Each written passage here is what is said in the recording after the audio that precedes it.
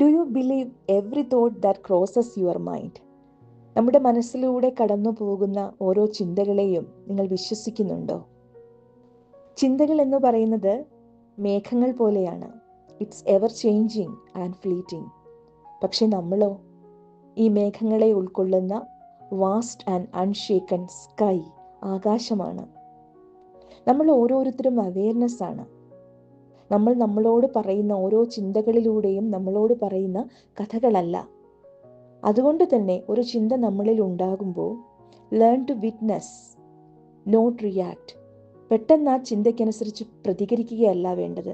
Just observe it. And this is the path to piece.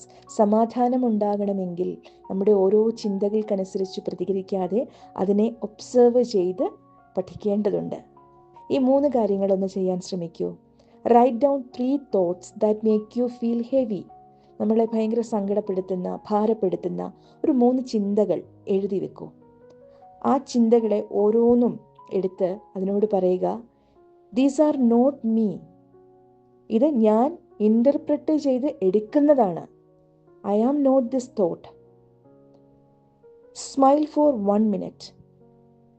ഒന്ന് ചിരിക്കാൻ ശ്രമിക്കൂ. അങ്ങനെ നമ്മൾ ചിരിക്കുമ്പോൾ മാത്രമാണ് നമ്മളുടെ ബ്രെയിനിനെ ഹാപ്പിനെസ്സിലേക്ക്, ജോയിയിലേക്ക് നമുക്ക് കൊണ്ടുവരാൻ പറ്റുന്നത്.